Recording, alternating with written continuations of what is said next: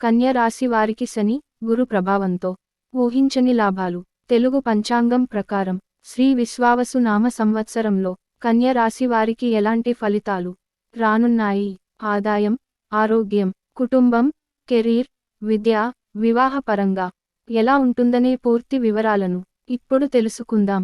ప్రతి సంవత్సరం చైత్ర శుద్ధ పాడ్యమి తిథి ఉగాది రోజున తెలుగు నూతన సంవత్సరం ప్రారంభమవుతుంది. ఈసారి మార్చి 30వ తేదీ నుంచి శ్రీ విశ్వావసు నామ సంవత్సరం ప్రారంభమైంది. ఈ సమయంలో కన్య రాశి వారు గురుడు, శని ప్రభావంతో విశేష ప్రయోజనాలు పొందుతారు. ఈ కాలంలో మీరు కొత్త ఇల్లు లేదా కొత్త వాహనం కొనే అవకాశం ఉంది. విద్యార్థులు పోటీ పరీక్షల్లో విజయం సాధించే అవకాశం ఉంది. ఈ సందర్భంగా ఉగాది తర్వాత కన్య రాశి వారి జీవితంలో ఇంకా ఎలాంటి మార్పులు జరగనున్నాయనే ఆసక్తికరమైన విశేషాలను ఇప్పుడు తెలుసుకుందాం. ఏ దేవుడిని ఆరాధించాలంటే కన్య రాశి అధిపతి బుధుడు.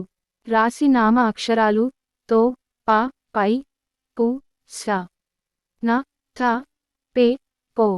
శ్రీ వినాయకుడిని పూజించాలి. Lucky colour green. కన్య రాశి అనుకూల రోజులు బుధ, శుక్ర, శనివారాలు.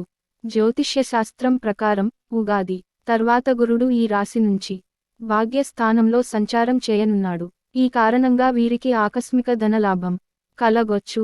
కొత్త ఇంటిని కొనుగోలు చేసే అవకాశాలు కూడా ఉన్నాయి. బంధుమిత్రులతో కలిసి విందులు, వినోదాల్లో పాల్గొంటారు. ఆధ్యాత్మిక కార్యక్రమాల్లో పాల్గొంటారు. మీనంలో శని దేవుని సంచారం వేళ ఈ రాశి వారికి కుటుంబ జీవితంలో పరిస్థితులు సాధారణంగా ఉంటాయి.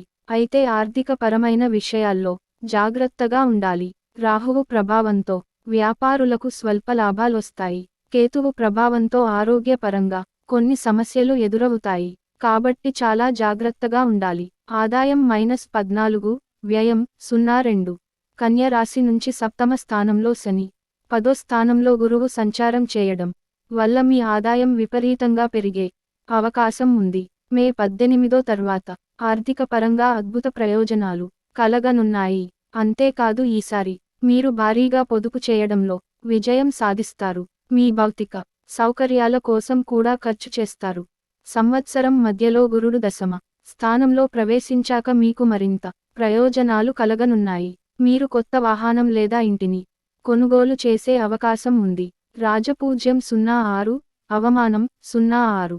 తెలుగు నూతన సంవత్సరంలో కన్య రాశి వారు బిజీగా ఉండటం వల్ల కుటుంబానికి ఎక్కువ సమయం కేటాయించలేరు.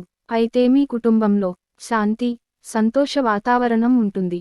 రాహువు, కేతువు ప్రభావం కారణంగా ఏడాది మధ్యలో మీ వైవాహిక జీవితంలో కొన్ని సమస్యలు ఎదురవుతాయి. అయితే గురుడి ప్రభావంతో మీ ప్రతిష్ట పెరుగుతూనే ఉంటుంది. శని సంచారం కారణంగా మీ వైవాహిక జీవితంలో కొన్ని సమస్యలను ఎదుర్కోవాల్సి ఉంటుంది.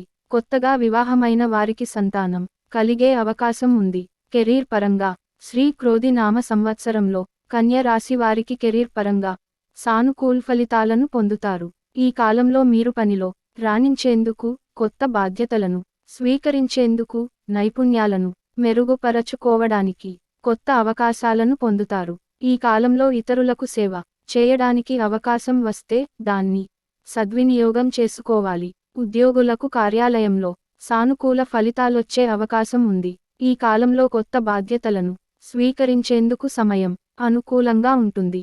పెట్టుబడుల నిర్వహణలో క్రమశిక్షణ, శ్రద్ధతో వ్యవహరించాలి.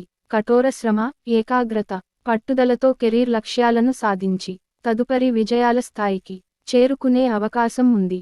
ఆరోగ్యపరంగా ఈ రాశి వారు తెలుగు నూతన సంవత్సరంలో ఆరోగ్యపరంగా కొన్ని సానుకూల ఫలితాలను పొందుతారు. గురుడి ప్రభావం వల్ల శారీరక ఆరోగ్యం, పని సామర్థ్యాలు పెరిగే సూచనలు ఉన్నాయి.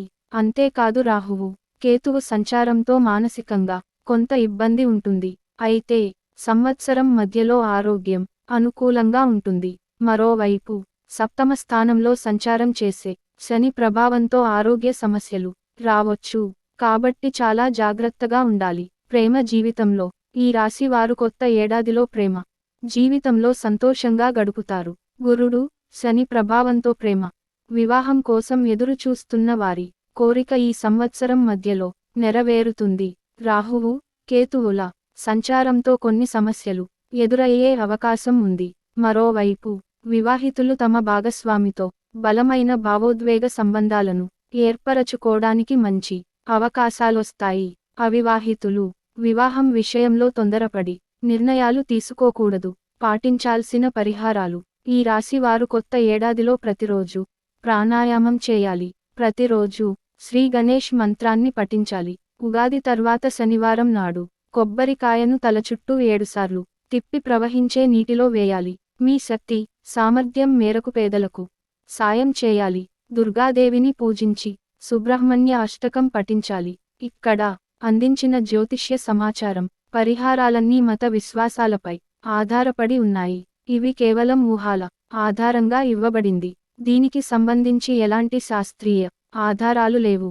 ఈ సమాచారాన్ని మీరు పరిగణనలోకి తీసుకునేందుకు సంబంధిత నిపుణులను సంప్రదించి పూర్తి వివరాలను తెలుసుకోగలరు. ఫ్రెండ్స్, ఈ వీడియో గనుక మీకు నచ్చినట్లయితే ప్లీజ్ లైక్ చేసి మీ ఫ్రెండ్స్కి షేర్ చేయండి. అలాగే మా కొత్త వీడియోస్ మీకు వెంటనే చేరాలంటే మన ఛానల్ని సబ్స్క్రైబ్ చేసుకొని పక్కనే ఉన్నటువంటి బెల్ ఐకాన్ని ప్రెస్ చేయండి. ధన్యవాదములు.